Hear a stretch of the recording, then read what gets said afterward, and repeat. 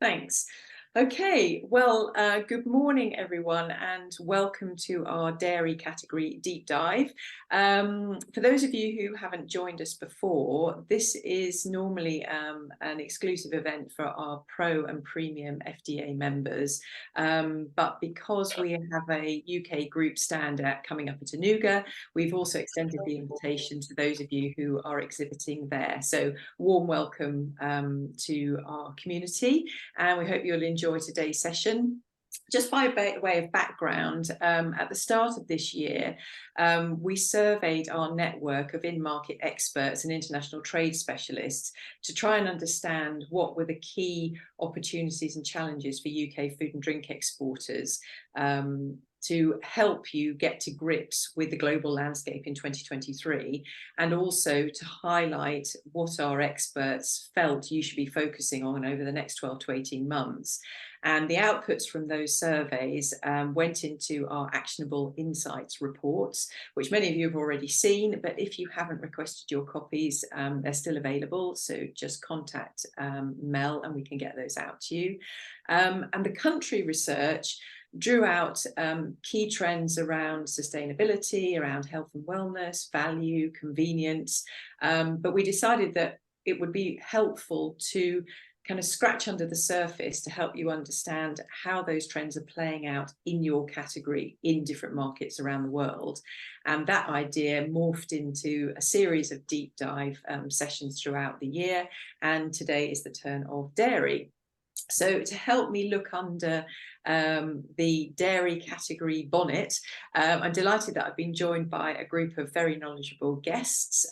First of all, we're going to set the scene by hearing from John Giles from Promar, who is very knowledgeable on all things global dairy.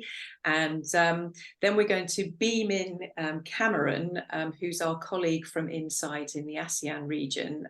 He's based in New Zealand, so obviously with a time difference, it was a bit difficult for him to join us, but he was really keen to contribute. So he sent us a pre-record video. And then we're going to bring in three familiar faces in the form of our FDA in-market experts, who are your eyes, ears, and often hands on the ground in overseas markets, supporting you in different countries. So delighted to welcome Steve and Mathilde and Antoinetta, brackets hopefully, and we'll be discussing how these different trends are playing out in the US, in China, and in France. So the usual format, if you've got any questions, do pop them into the chat box and we'll try to answer as many of them as possible during the session. And if for some reason we don't get round to them all, we'll make sure that we take them away and come back to you afterwards. So John, a warm welcome to you, and I'm going to hand over to you to kick things off. Thank you very much, and good morning, everybody. I hope you find what I've got to say of interest in the next sort of 15, 20 minutes. And thanks, Nicola, for asking me to join you. I think this is an important session. And not least, I'm looking forward to hearing what your in-country market experts might have to tell us as well. So there we go. Is that coming up on screen? I hope so. Yep. Yeah. So, yeah, just some thoughts over the next 15, 20 minutes on international dairy markets as we see them at the moment. Why me to talk to you? Well, thank you for asking me to do so, Nicola. I'm a divisional director with Promar International. We're an agri-food consultancy company working, a lot of the work we do is in the dairy sector. I've been with the business quite a long time now. I had a bit of a shock on LinkedIn when it said, John, you've been at Promar 30 years. I thought, how on earth has that happened? One of the realities is there's never been a dull moment in that 30 years, basically. And I've been very fortunate that Promar or our parent company, Genus, who are a livestock genetics company, they sent me all around the world several times now. And so I think I've done projects in about 60 countries around the world. And as one of my bosses said to me once, I came back from, I think it was Myanmar. He said, you've been to quite a lot of places now, John. You must have learned something. And I think I have. I don't think you can not learn when you're traveling around the world, seeing other markets and see how other people do things, as well as how we do things in the UK. And so I'm more than happy to share some thoughts with you today. So I've worked on a whole range of projects, and then I've been involved in one or two other organisations as well, the Chartered Institute of Marketing, and I'm associated with colleagues at the Royal Agricultural University and Reading University in particular. So in terms of the sorts of people we might work for at Promar, we might be working for Americans or Danes or Irish or Australians. We've done quite a lot of work with Dairy UK and also the New Zealanders. So again, in that, working with a whole range of organisations, it can only, to my mind, help broaden your mind. Yeah, it's been great. So over the time I've been at Promar, never been a dull moment. I suppose just sort of starting as a bit of a backdrop here in terms of milk production. You can see here that sort of big milk producers, the States, they're increasing their milk production. We produce about 15 billion litres in the year. Sometimes it's a bit more, sometimes it's a bit less, but our milk production over a period of time has been fairly static. New Zealand, there's been a slight decline. Spain is a fairly modest producer. Ireland, an increase at the end of quotas, which is some time now, but they've been increasing their milk production in Ireland steadily ever since.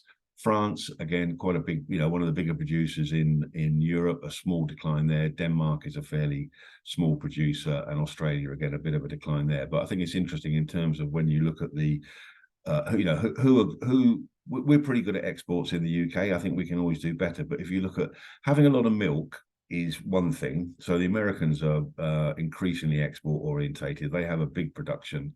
But Ireland, they're very strong on exports. They're actually quite a small milk exporter. France, again, within Europe, are quite a large producer. So having a lot of milk, I think, is one thing. It's what you do with it, and subsequently, and if you're going to export it, where you're exporting it to, that really counts. So you don't have to be a massive milk producer to be involved or heavily involved in exports. And I say in the UK, our milk production has been fairly static over the last five years. And then again, if you look at exports, again, our exports have gone down slightly in the last 5 years. This is for cheese in particular. I'm sure there's a bit of a Brexit effect there. In fact, I'm almost certain it is. But obviously, things like COVID haven't helped. We've seen a combination of Brexit, COVID, and then maybe the situation in the Ukraine. It's almost been like a triple whammy in terms of what we've had to face. But we're not the only country in the world that's had to face up to those sort of supply chain disruptions. France are a huge exporter. Denmark have seen their imports increase. Ireland have seen their exports increase as well, and so have New Zealand. So and America, again, a significant increase in exports over the last 5 years. So a number of countries around the world, I think it's fair to say they've got the bit between the teeth, and their exports are increasing. And so the challenge for the UK, not least, is that can we turn that situation around where our exports have fallen in the last few years to where they go back into a growth situation in the way that we've seen in Ireland, we've seen in New Zealand, and particularly in America. So I'm a great believer in transferable lessons. So sometimes I think we need to look at these countries and see what they're doing. And can they learn from us? Yeah, I'm sure they can. But can we learn from them? I'm almost convinced that. So I'm convinced that's the case as well, basically. If you look at what's happening in terms of world prices, prices are always really important. This is the New Zealand GDT price index over quite a long period of time now. And I think I always look at the GDT as almost like a barometer of world market sentiment, what's happening in terms of price movements in particular, and often what we see happening in New Zealand will maybe happen around the world in other markets over a period of time. So at the moment, the prices have been on a downward trend, having spiked in early 2022. They've been, what goes up sometimes quite often comes down. So prices at the moment are as low as they've been for a while, and what have you. And if you look at the fundamental causes of that, whether it's climate change or the situation in Ukraine or overproduction in some cases, or and what have you, or lack of exports, some of those factors aren't going to go away in the short term. So we might be in a period where prices remain relatively low. But again, history shows that what goes up will come down, and what will come down will eventually go up. And I think a lot of it depends on what happens in the Chinese market, which is increasingly important in terms of sort of setting the trend in terms of world demand and world prices. So as I said, what happens in China is critical. You can see there that their exports their imports have fallen in the last year or so. So what's behind that? Well, there's lower GDP growth in China. I think that's been well documented. I mean, the economy in China is still growing, but rather than growing at sort of 8.5%, it's down to about 6.5%. And so every percentage point, such is the importance of the Chinese market, that every percentage point, I think, is critical, basically. So lower GDP growth. They've had high stock levels over the last year or so. They are gradually being run down now. Local milk production in China has been relatively buoyant. And there's also the impact of the ongoing impact of their COVID policy, whatever you said. The economy was still in lockdown for large parts of the economy was still in lockdown for quite long periods when the rest of the world decided to come out of lockdown. But that has all led to lower consumer spending over a period of time, and that's what accounts for the fall in imports. However, if you look around the world, if you look at people, well, whether it's AHDB or Rabobank or FAO, all these organizations that are looking at what's happening in world markets, the general view appears to be that imports are expected to recover in the last quarter of this year. So there might be some relief there to the world market situation overall. And as I said, sort of GDT is well worth keeping an eye on. I'm sure many people do, but it does act as a bit of a barometer, and it's also worth keeping an eye on what's happening in China as well, because what happens out there is pretty fundamental in terms of sort of world demand rather than maybe necessarily supply. If you look at our exports of cheese, so they've gone down over the last couple of years. There's a bit of a Brexit effect there. There's probably quite a big Brexit effect there. There's also COVID, and there's also the disruption we've seen in supply chains due to other shocks to the system, basically. But it's interesting, sort of there's a lot of talk about diversification of UK exports as a result of new trade deals, the Oceania countries. We've got a trade deal now with the Asian countries. There's talks going on with various other countries around the world, India, maybe even America at some stage. But at the moment, our exports are still pretty much aligned to Europe. So while there's great opportunities, I believe, in some of these emerging markets or new markets around the world that we haven't really considered in the past, in the short term, and maybe even going forward, I think, we're still going to be pretty wedded to the European market. So all the talk about, new markets, new trade deals in other parts of the world, Europe is still going to be quite important to us, I think, or very important to us, basically. So, but yeah, there's been a decline in UK cheese exports, but we're still pretty much wedded to Europe at the moment. If you look at where our dairy products tend to go to for exports, just a few comments. I know some of you who are in market experts will talk about these in more detail, Nicola, so I won't go into too much detail. But as I said, Europe, I think, is still going to be fundamentally important to us. Despite all the disruption that caused by Brexit and the trade friction we've seen, we sometimes forget there's still there are some things that haven't changed. There's still 500 million consumers in Europe. They are still over the last 40 years been our major trading partners. It's again, obviously there are economic issues in the rest of Europe as there are in the UK, but it's still, in relative terms, it's still a fairly affluent part of the world, basically, and there's a proven demand for British dairy products. Then we move to the Gulf markets. I know that lots of UK companies look at the Gulf markets. Saudi Arabia and UAE would be the most obvious ones. UAE is an interesting market. I mean, across the 7 Emirates, I think there's 9. It's quite a small market, really, when you think about it. It's about 9 million people. There's obviously a strong expatriate community out there, but a lot of the population of the Emirates are expatriate Southeast Asians and other Middle Eastern countries. Are they the target consumer for high quality, maybe higher priced UK dairy products? I'm not sure. So the real market in UAE, we talk about 9 million people out there, but actually maybe the real market is only about 2 million people possibly. So we need to bear that in mind. And Saudi Arabia is obviously a much bigger market. Again, it's I think there's good opportunities in Saudi Arabia, but again, it's quite a difficult market to operate in. The non-tariff barriers, the tariff barrier situation is fairly easy to understand, but the non-tariff barriers in Saudi Arabia can be a bit more taxing. America, I won't steal your thunder, Steve, by talking about America too much, but obviously many UK companies look at North America as a potential market. You know, in the States, it tends to be looking at the West Coast or the East Coast rather than the middle.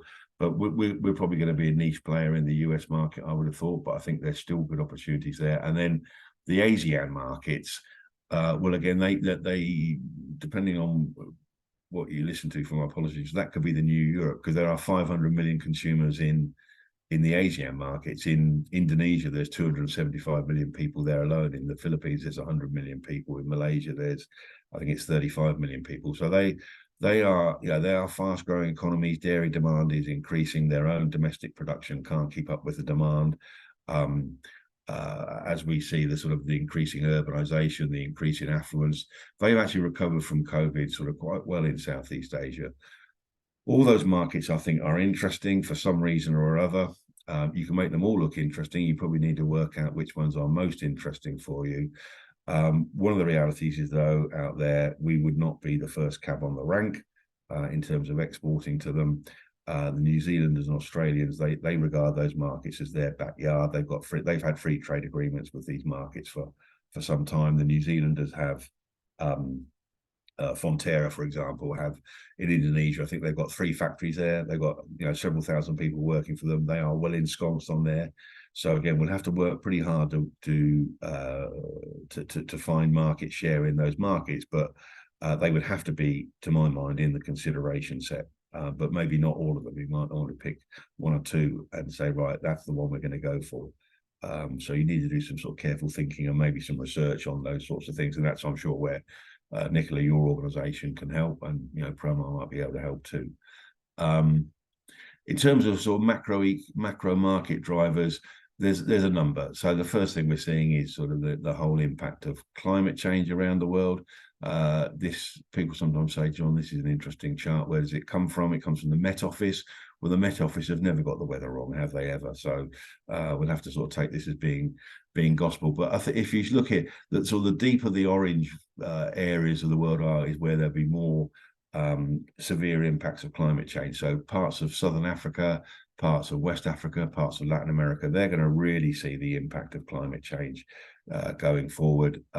In Europe, I'm not saying that we're not going to see impacts of climate change. We clearly are already, but maybe in the UK, we will maybe escape the worst excesses of this compared to, I think it's all relative compared to other parts of the world, but certainly if you're farming or producing dairy products in parts of Africa and Latin America, and even parts of parts of the US, that you will really feel the impact of climate change over a period of time, and that has a whole bearing on, particularly on the supply of dairy products to world markets. Then you mentioned this, Nicola, in your opening comments, but the whole drive towards sustainability, driven largely by the 17 UN Sustainable Development Goals. I think about 12 or 13 of them actually apply directly to agriculture and food sectors. So we're going to see no let up in the move towards developing sort of carbon neutral, sustainable, resilient supply chains. And I think, developing carbon neutral supply chains is one thing, but it's the resilience.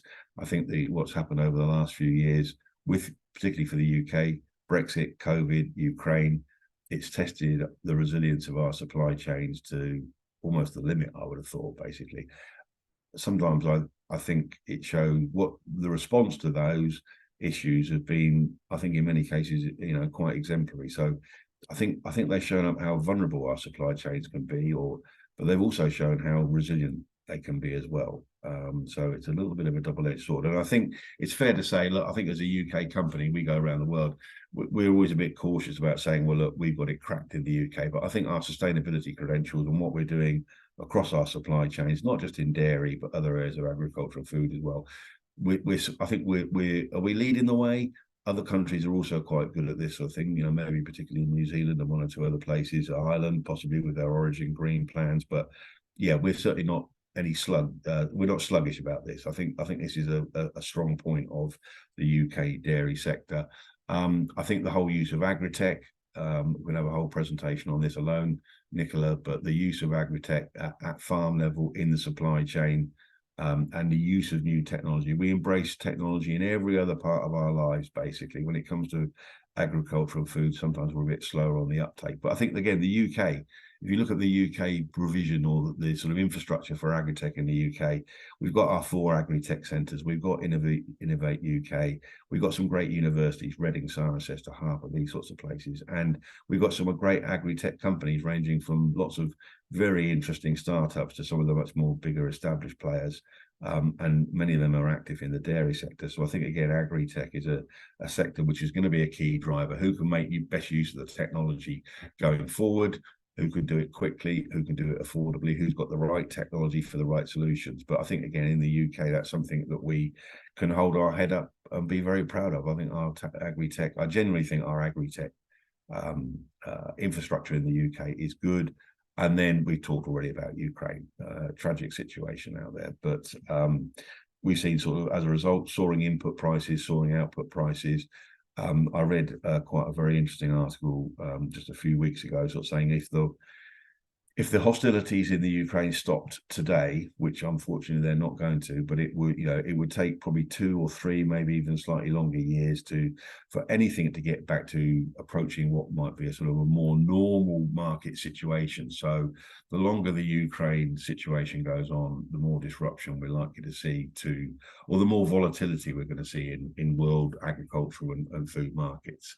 So it's a tragic situation, but the knock-on impacts around the world, well, we've all felt them over the last couple of years, unfortunately. I think in terms of, somebody said, I was talking about this sort of thing to a client, not in the dairy sector recently, but they said, John, you're making this sound all very simple. And I said, well, I can make it sound a bit more difficult if you want, but I think there are some things that we can do or we need to do, basically. So for as an industry, as for individual companies within it, I think we need to be successful in exports. If you look at who might be sort of best of class exporters, be it New Zealand, be it Ireland, be it America, they have a pretty clear industry strategy. If in Ireland they talk about we're going to produce more milk post quota, we've already started doing that. We're going to carry on doing that. What are you going to do with that extra milk? You can't drink it all in Ireland. We're going to process it. What are you going to process it into? Cheese and powders and high value ingredients. Okay, that's good. And then what are you going to do with those products? We're going to export them. Where are you going to export them to? West Africa, the Gulf, and Asia, with China being in the jewel in the crown. You can sort of describe the Irish export strategy in less than a minute. Everybody can understand it, from the Prime Minister. So the support that the Irish government give to the farming industry in Ireland is substantial, and dairy is a key part of that. But from the Prime Minister down to the smallest part-time farmer in Southwest Ireland, everybody can understand what they're trying to do, basically. I'm not sure we always are able to do that in the UK, but we need to understand where our market's going to be. It'd be nice to be in every market around the world, but that's not always possible, very rarely possible. What products and also which route to market are we going to follow, basically, to get there. So I think we need to focus more on exports. For lots of UK dairy processors, exports might account for maybe 10 or 20% of what they do. Again, if you look around the world at sort of really successful export countries and export companies, exports are the other way around. They're probably 80% of what they do. Compared to their own domestic market, basically. So, and in some cases, we probably need to strengthen the local presence in our markets, in key markets. Again, being in every market around the world may just not be possible. But in key markets, we need to strengthen our local presence. We probably need to research markets more carefully. I would say that I work for Promar. We're a market research and consultancy company, but I genuinely believe it. We need, again, countries and companies that do well in export markets have a really high level of understanding, and we need to probably look outside the existing channels that we already operate, quite successfully in many cases, and build those customer relationships. We need to get the service package right. And people say, what do you mean by the service package, John? Well, we believe that there are a number of things that you need to get right. So you need to have the right products, the right types of cheese. You have the right packaging, the right logistics, the right pricing, the right technical support, the right marketing support, the right terms and conditions of business. There's about 10 things on a checklist that you need to get right. If you've got 8 or 9 of them right, you probably do quite well. If you've only got a few of them right, you will always find it much harder work. So you need to get it right completely across the board, basically, to be successful in export markets. I think, as I said, we need to agri-tech can be a game changer. That could be on farm, but also in the rest of the supply chain. And there's lots of good examples. Some of them come from the UK about people who are using digital marketing very effectively.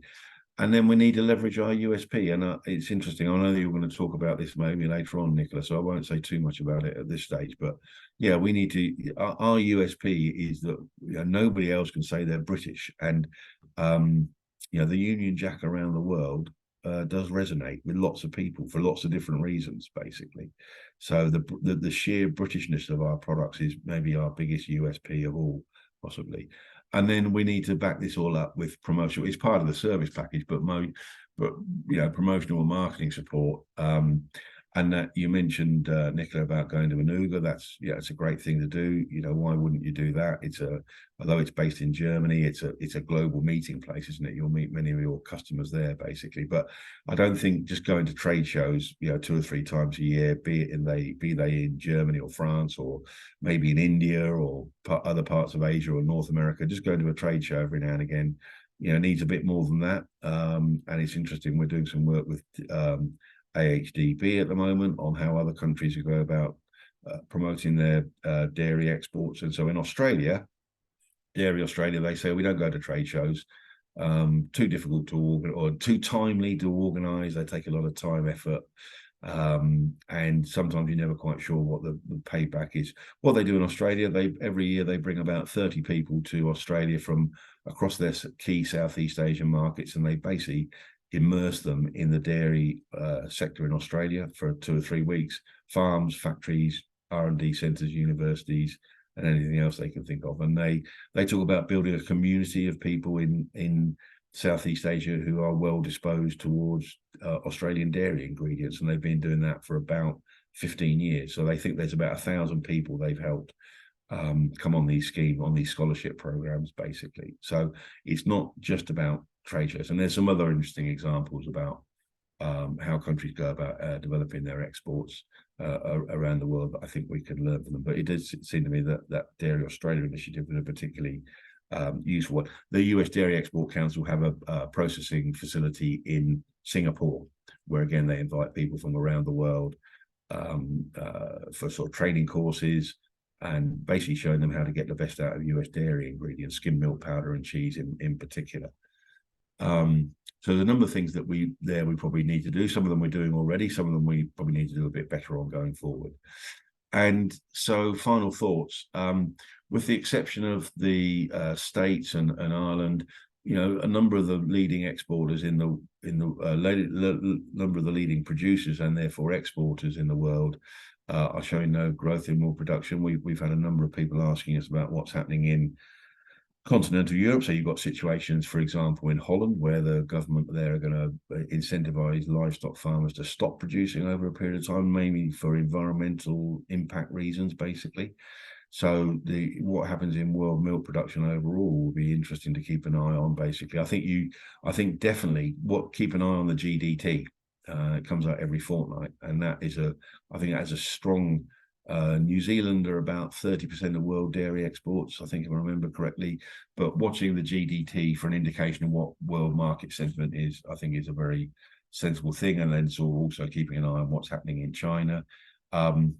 There are lots of opportunities. We've talked about, in 20 minutes, we've been around the world, haven't we? Europe, North America, ASEAN countries, the Gulf. There are others as well, the Oceania countries maybe. But we really do decide, where we want to go and why we want to go there, basically. And look, we've done lots of work at Promile with for export organisations, not just in dairy, but other areas of agriculture and food as well. Look, it seems to me, and people around this on this call probably don't need to be told this, but exports are fundamentally hard work. And again, in this context of sort of keeping things simple, rather than making them overcomplicated, I think there's three things you need to make them work. That's time, resource, and some budget, basically. And I'm not saying that's all you need, but those are three fundamental things. Unless you've got the time, money, and resource to put to these, exports might always remain sort of a relatively small part of the overall business that you have. Basically, sustainability is going to be a key market driver. So I think around the world, our view is that there are lots of people who've got milk powder, lots of people have got cheese, lots of people have got butter, and so on, and yogurts, and so on and so forth. It may well be that who is the most sustainable, and being able to prove that on an independent basis, who's making progress on moving towards carbon neutral supply chains and this sort of thing. It's almost like a non-tariff barrier in our view. If you haven't got a good sustainability plan, people around the world might find it more difficult to do business with you. Again, sustainability, I think, in some parts of the world is more important than others. Being in places like the Philippines and Indonesia, yes, they are interested. They've got wider sustainability issues in their economies than maybe dairy products, basically, but they will get there in the end. So ignoring the sustainability drive, I think, would be a false move. And I think it's an area where the UK can show good progress and doing great things, and we can talk that up. Whatever. We still need to be competitive on price. We still need to have great quality products, great export logistics, all this sort of thing. But our sustainability credentials, I think, will stand us in good stead going forward. And then the new normal, what we've seen over the last couple of years with the supply chain shocks, volatile input and out prices, the key causes of those are not going to go away. And we've done a piece of work at Promile where we sort of try to track the history of supply chain shocks, and they happen every 2 years. In some shape, form, or manner, and it could be directly agricultural and food related, or it could be sort of wider macroeconomic issues. So probably the next supply chain shock.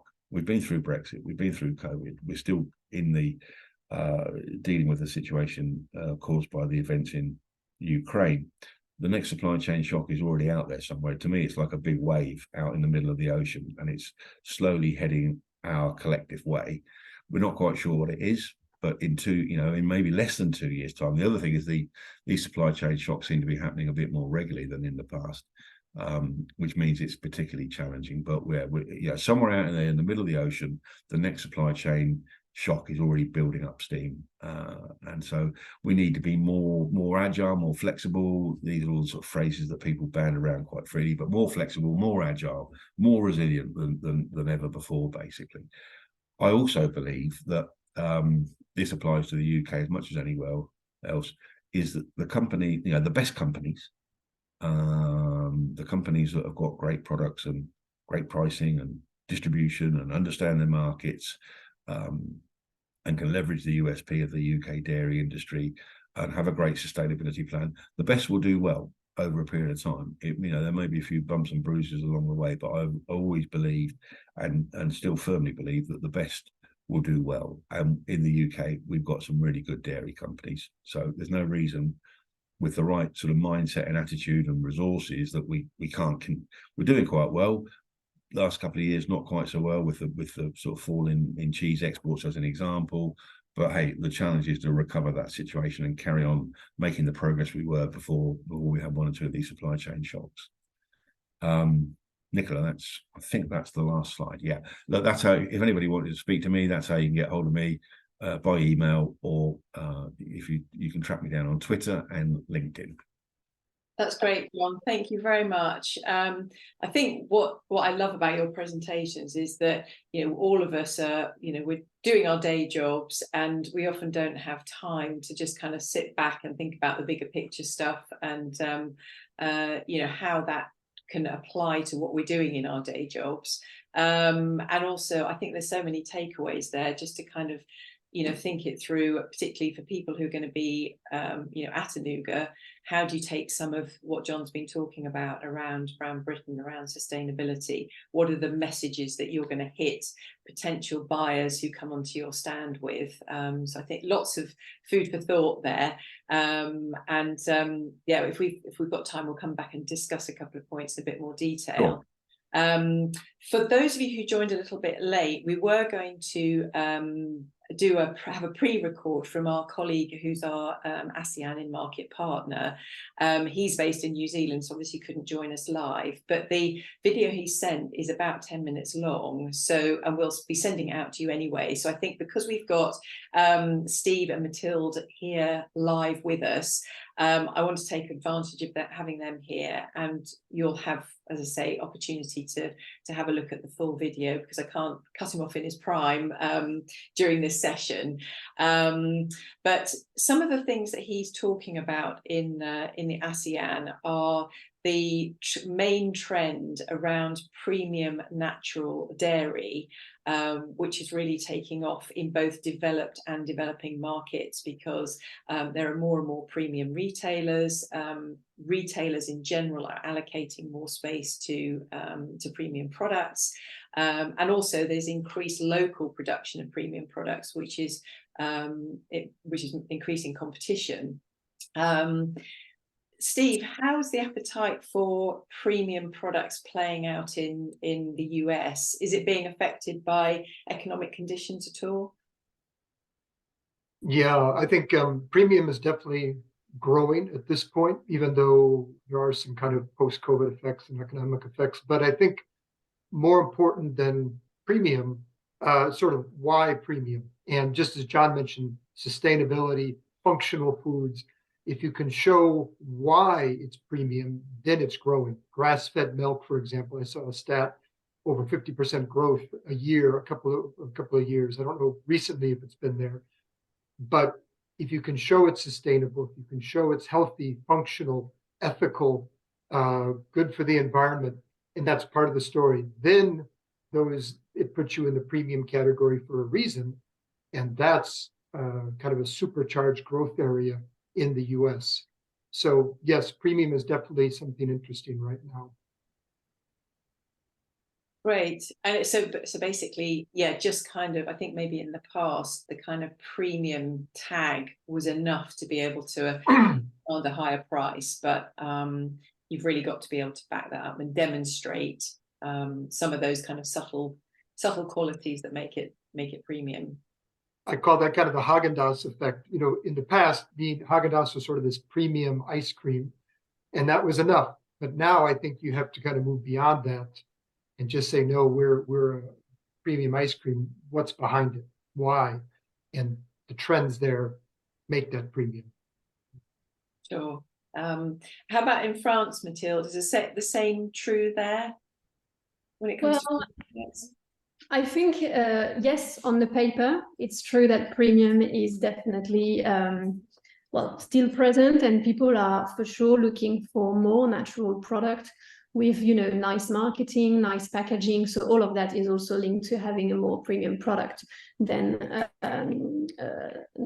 not one anyway. But if really we have a look, what we see is that because of the current economic situation, there is a huge increase of the private label market share for dairy in general, not only dairy, but we are talking about dairy today. So to give you an idea, the market share for private label today is nearly at 50% of the offer. And if you have a look at the average price that people are spending for dairy product, we are at €3 per kilo, which is not that expensive.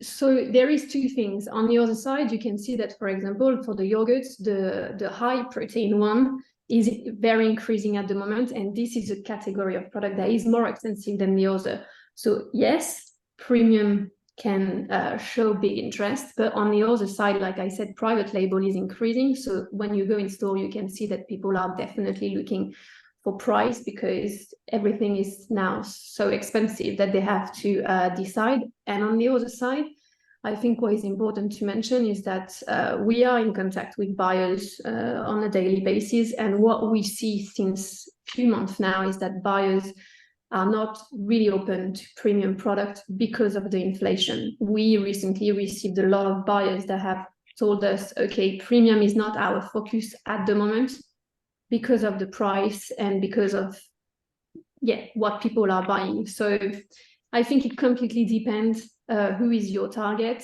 which retailers, if you are going to a more premium one, or if you are looking for volume, etc., then you have to be careful at the moment. Okay. It's interesting. It's saying that buyers aren't really looking at premium at the moment. But to counter that, what are they looking for? So are there any trends that are big in France that UK producers can take advantage of? So I think we have similar trends in terms of natural. For example, high protein was a big trend in the UK a little while ago. Sorry for the noise. But not in France, and it really starts now to increase in France. So this could be one. But also, if you just look at the dairy, when I talk about dairy in France, mostly ultra fresh. So the yogurt offer is, for example, very, very saturated in France. So on this category of products, you need to, of course, have strong USPs, but you will also have to have a fully French packaging because the offer is so big that you need to make sure that the consumer will be able to understand why they should try your product and not take another one that they already know. And I think an important point for a brand that would be interested by the French market would be to analyze how all the brands look on the shelf in France, because they all are in similar types of color. So you will need to bring something that will catch the attention of the buyer, the consumer, to try be different, because it's a very, very saturated market in terms of yogurt, which is the biggest category in the dairy in France. And how about, John obviously mentioned cheese quite a bit in his presentation. Is it similar for the cheese category? Is that as saturated? Obviously, French produce lots of great cheese. That is one of the big issues for cheese that I think you would get in France, is that we are a big producer. We have, I don't even know how many types of cheese in France. And as you may know, French people, or buyers at least, are trying to go more and more on local products. So careful, we do have very nice cheddar in France that are not made in France, that are made in the UK. So you can find space, but it's not going to be easy at all, because you're going to face some people that will tell you, do you know how many cheese and that are produced in France? And it's true, we have huge offer in terms of cheese, and most of them are made in France. Yeah, so it's a tough gig for Brits. It is not the easiest category for to enter the French market. Yeah, and are there any gaps that you're seeing that where British producers have got a good position to come to the market with new products? If it's not premium, cheese is tricky. Are there any areas where there could be potential opportunities for British producers? So I honestly, right now, I don't know. I haven't had any buyers recently that have mentioned they had a need on this category of product. So I can't tell you, oh, yes, I know there is this type of a gap that you can probably complete. One sure thing, I always say it, so if some people have already seen me in your webinar, they will remember this, but I think one of the strong points is that you are very, very good in terms of marketing, and this is something that can be a difference compared to French brands. You are able to bring something that look different, that looks fun, nice, whatever, and if you are able to invest as much as you are doing in the UK with all the communication and marketing action that you are doing, this would be a big help also. Great, thank you. Steve, how about in the US, just coming back to trends, obviously we just touched on premium. Any other kind of major trends in the US right now that that UK producers can take advantage of, because we'd be well placed to fill any gaps? Yeah, besides from sustainable, health and wellness, I think, is the other big trend. Even sports nutrition, for example, protein powders that are using whey, that's growing. I saw cottage cheese sales are going up, snacking. So anything that could sort of piggyback on the trends that are going, it's affecting dairy. So the health and wellness trend, sports trend, snacking trend, sustainability trend. If the producers can be in those areas, then I think there's a real opportunity. If you're sort of out of those areas, it's going to be sort of a more of a challenge to get in the market. And especially we're seeing something of a difference between the younger generation, the Generation Z, and the baby boomers. Generation Z has been a generation that's moving away from drinking milk, for example. They're going more towards oat milk. But when you look at sort of, again, this grass-fed milk, okay, that's going up with all the demographics. So if you can come up with something that appeals to the younger, and again, that's going to be the sustainability, ethical, snacking, then you can attract the young. And the baby boomers have a more traditional view. So I think there's opportunities, but it's sort of determining where's your market and how are you going to attract them? What's your unique selling point?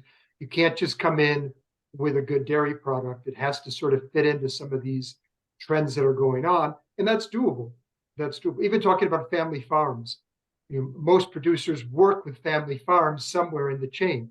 Let's talk about those family farms, and all of a sudden now you're moving to that sustainable trend. So if you can sort of develop and you can tweak your product and story towards the trends, I think there's a real opportunity. So that sort of provenance and, as you say, bringing out the brand story will resonate with buyers and consumers. And British is part of that, as John mentioned. The Union Jack, in the US, it's always popular, always popular. We love that funny accent. So you can, if you're British, you got to put that as part of your top story, unique selling points. Great, thanks. And we've talked around sustainability, and I think there's just a couple of days ago I was listening to something on the radio about there's obviously a lot of talk around sustainability and what companies are doing about it, but when it comes down to it, consumers certainly in the UK are busy worrying about their bills, whether they can put any food on the table, let alone whether it's sustainable or not. Is that affecting consumers in the US when it comes to looking for sustainable products? How important is sustainability realistically for consumers doing their shopping in the States, Steve? Yeah, it is. But I think there's still, even when I shop, what I look at is sort of how much more am I paying for a sustainable product, an organic product, for instance. I have kind of a limit. And so I think consumers, probably that limit has gone down with the economic situation. People are more cost conscious, but I'm still willing to pay more. And sometimes I'll see something, it's an organic yogurt. Okay, if it's only 15-20% more, I'll take it. If it's double the price, I think twice about that. And so I think with the economic situation, that sort of margin is what people are willing to pay for sustainable products, healthy products, functional products. It's gone down, but people are still willing to pay more for that.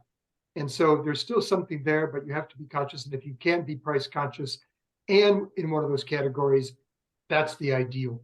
That's the ideal. And consumers are also willing, I think, to pay for certain things. I want my organic yogurt, no matter how much it costs, I'm going to buy that. But then maybe something else, no, I'm going to skimp and go with the, unsustainable product, and I'm going to save a little bit of money here. It's a personal choice.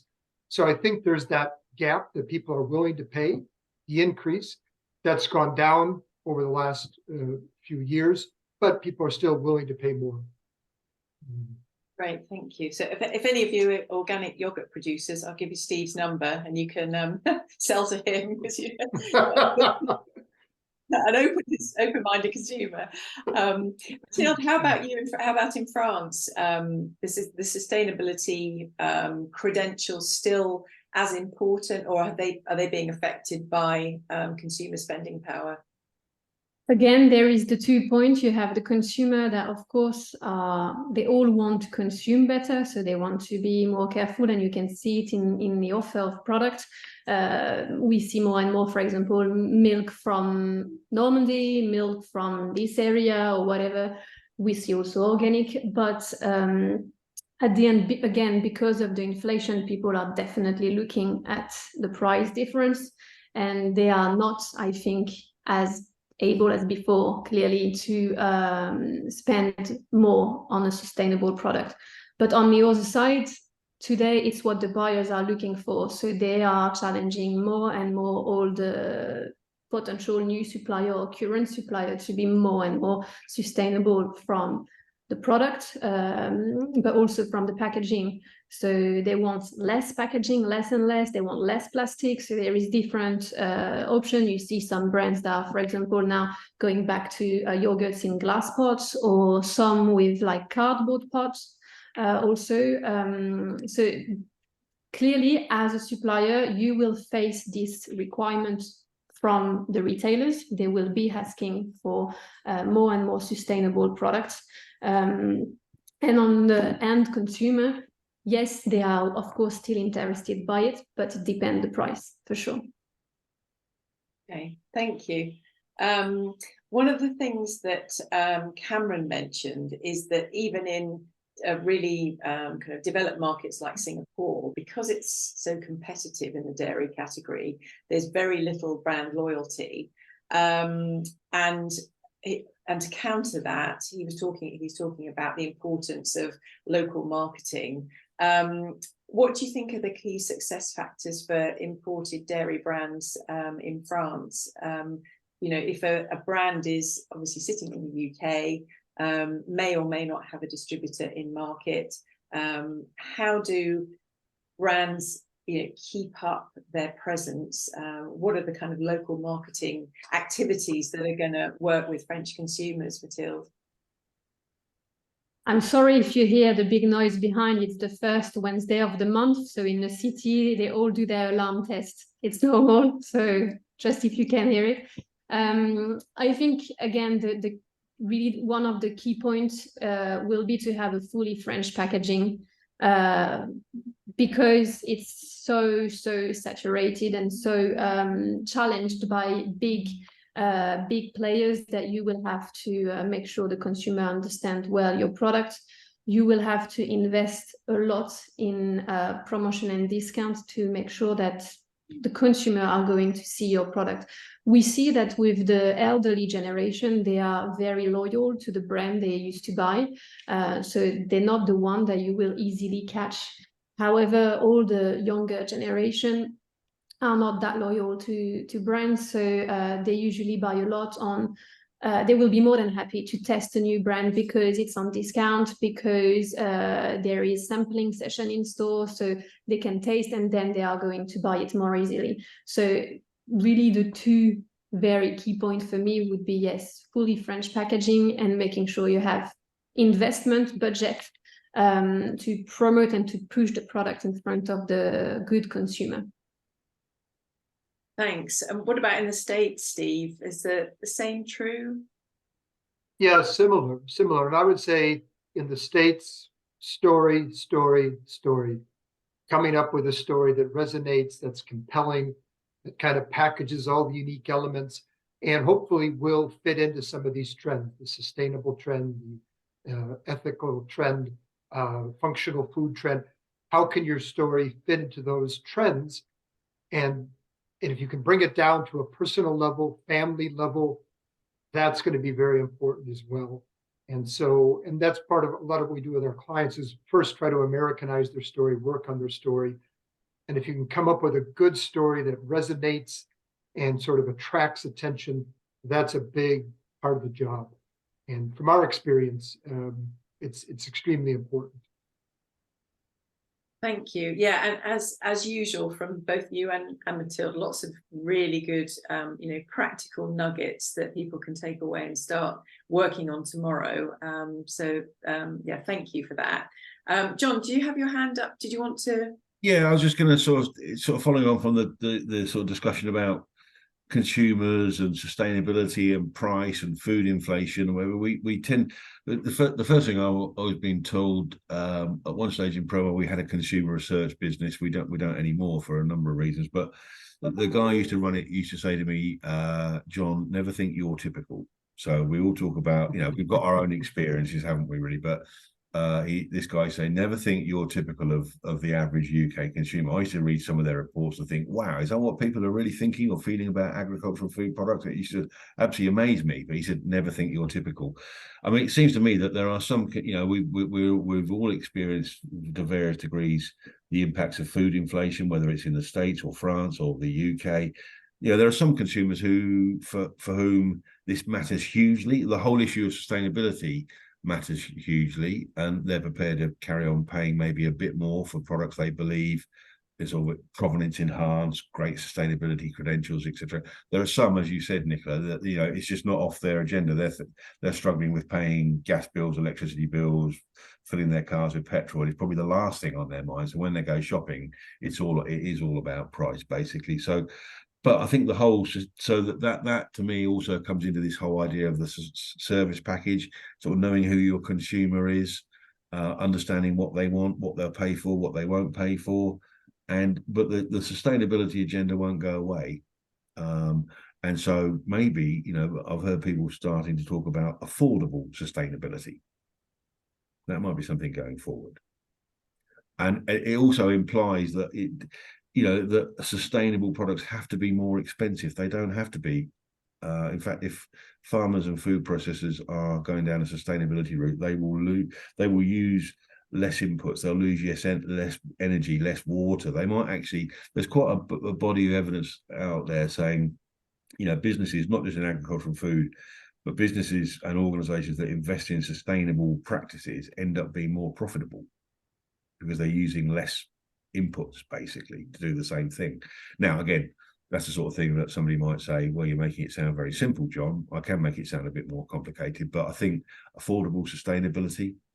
The other sort of wisdom is that the only people who want to buy sustainable products, Nicola, are the more wealthy consumers. I think there's all sorts of evidence to suggest out there that the interest in sustainability or interest in sustainable products, if consumers really understand all this, and some do and some don't, but it's got a much broader demographic these days, I think, than maybe in the past. And we tend to talk about consumers as if they're one, and we need to be a bit more thoughtful about how we segment our consumer base and work out which ones we're really after, and where do they shop and what do they want. Yeah, I think you're absolutely right. And I think one of the issues that we face when talking to exporters about sustainability and their businesses in general is it's such a broad umbrella that itself means different things to different people. As a company, where do you even start? What are the areas you should be focusing on, the messaging you should be focusing on? But I quite agree, when it comes to kind of consumers, you've got to do your homework. What's going to resonate with them? What are the buttons that you need to push to make them see the value of sustainable products? We did a bit of work recently with a food company, Nicola, and they were saying again exactly that point: sustainability. Wow, it's such a big issue.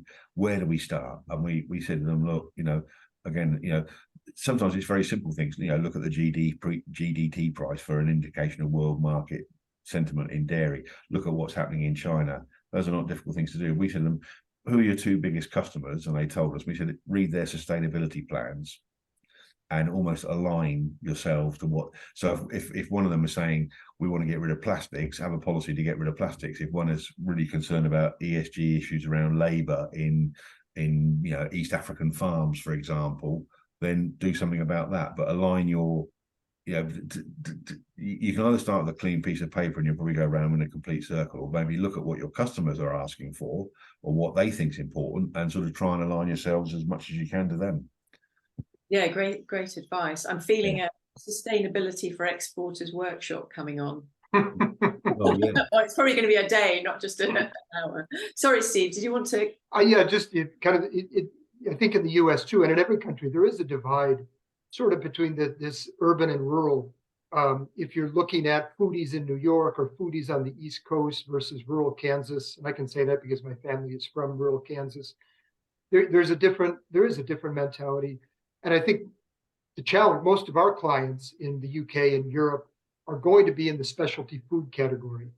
And if you're in the specialty food category, you're probably not going after the lowest common, high volume, low value products. You're probably going after more of the high value products. And that's going to mean specialty food category. And that's probably going to mean the more urban areas, East Coast, West Coast. That's where the majority, large part of the consumers are going to be.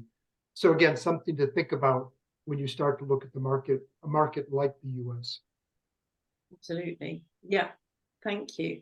Right, well, we started a little bit late, but we are just about bang on the end of our hour together. We're going to be sending out a resource pack which will contain a recording, John's slides, Cameron's video on ASEAN, and one or two other resources. So those, if you're a Pro or Premium member, those will be coming out to you. If you're exhibiting with us at Anuga, we hope you've enjoyed being part of today, and hope that gives you a bit of a flavour of the sorts of events and activities that we run very frequently at the FDA. And if you're interested in finding out more and how you can come along to more of these types of events, get in contact with us, probably via Mel. And if anyone's got any questions for John or Steve or Mathilde or Cameron when you've seen the video, get in contact with me. I'd be very happy to connect you.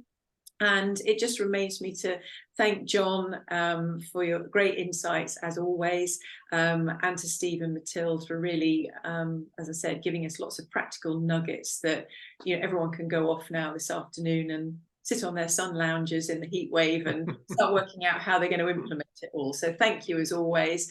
And yeah, see you all at our next event. Bye for now. Thank you, Nicola. Thank you, Nicola. Bye-bye.